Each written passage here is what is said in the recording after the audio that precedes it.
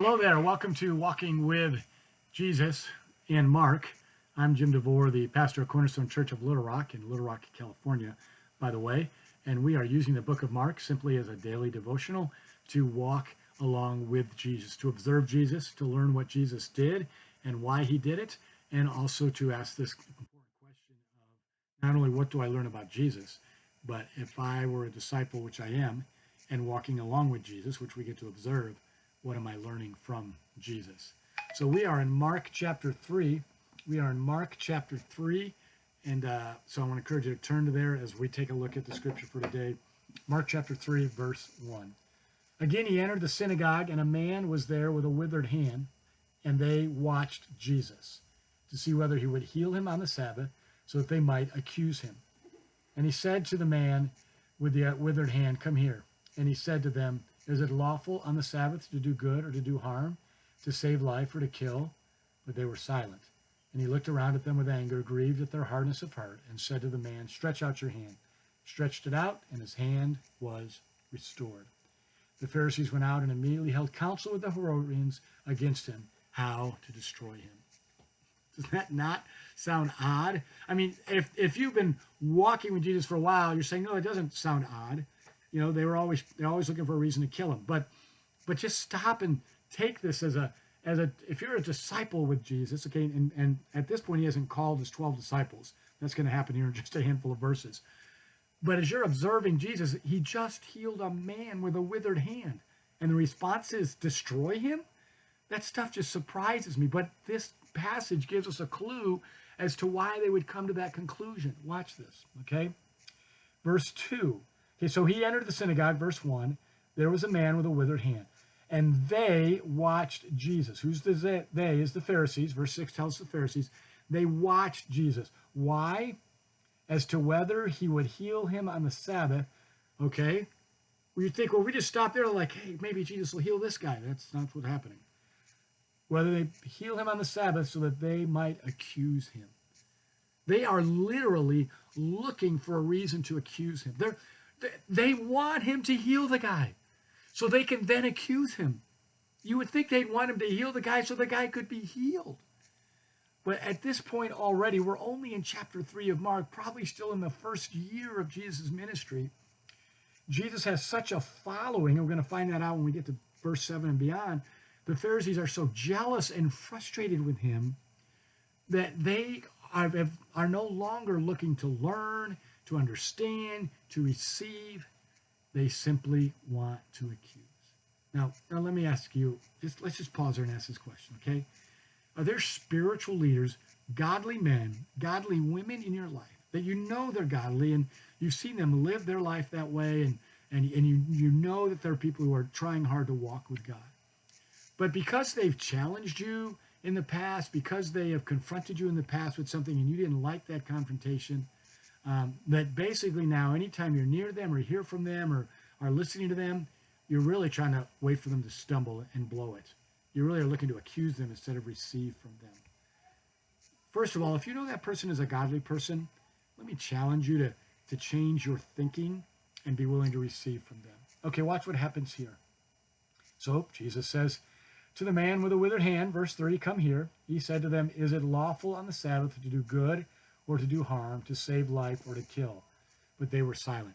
This is a very typical Middle Eastern first century approach, still is fairly popular today. The idea of let me present my argument by giving you two extremes, okay? And then you got to decide between the two extremes because whatever decision you make, if you take it to its extreme, it usually clarifies whether it's a good decision or not. So Jesus is taking two extremes. Okay, so let me ask you about your Sabbath, okay? You say we can't do any work on the Sabbath at all. Well, let me ask you a question. Is it lawful to do good on the Sabbath? Okay. Or is it better to do harm? Well, no, of course. We can do good on the Sabbath. We're not supposed to do harm any day, but especially not on Sabbath. Okay, well, is it lawful to save a life or to kill a life? So you are allowed to on the Sabbath to drag your neighbor's ox out of a ditch. Okay, you were allowed to do certain things. And obviously, if somebody was dying, you were allowed to come to their rescue. So Jesus is saying, let's, which is right? Well, they were silent. They didn't want to answer because they realized that if they answered how they felt, oh, you can't help somebody on the Sabbath, You can't do that. You can't do good on the Sabbath if it's going to be breaking the Sabbath law. The law supersedes doing good. Well, Jesus revealed to them in their own hearts, our law's got some real flaws to it. Again, when you're talking about Sabbath laws in the New Testament, you're often referring to the laws that the Pharisees had added to God's law when you go back to, Exodus and Leviticus and all of those, and Deuteronomy especially, okay? These are added laws by man that weren't the original intent of God's laws. So they don't answer because they know they've been cornered. He looked around at them with anger. Ooh, Jesus gets angry. Well, this is a good question as a disciple. What makes Jesus angry? Do we find out? Right on, right here. Grieved at their hardness of heart. You want to stay on Jesus' good side? Don't have a hard heart. Continually ask for your heart to be softened and open to be corrected by the words of God, by the intervention of godly people in your lives. You do not want to be angering Jesus. But apparently it's clear. The righteous Jesus can get righteously angry. And one thing he gets angry at, clear in Scripture, is the hardness of heart. So he says to the man, stretch out your hand. He stretched out, and his hand was restored. You'd think there'd be a wild response of applause and appreciation. The Pharisees went out and immediately held counsel with the Herodians against him, how to destroy him. Look, the Pharisees and the Herodians are two different Jewish leading groups at the time, and they don't get along because they all want power and control. But they found something to agree in, something in common. Let's get rid of Jesus. Why would they want to do that? Well, let's move on here. Verse 7, Jesus withdrew his disciples to the sea, and a great crowd followed from Galilee and Judea, and Jerusalem and Idumea, and from beyond the Jordan, and from around the Tyre and Sidon.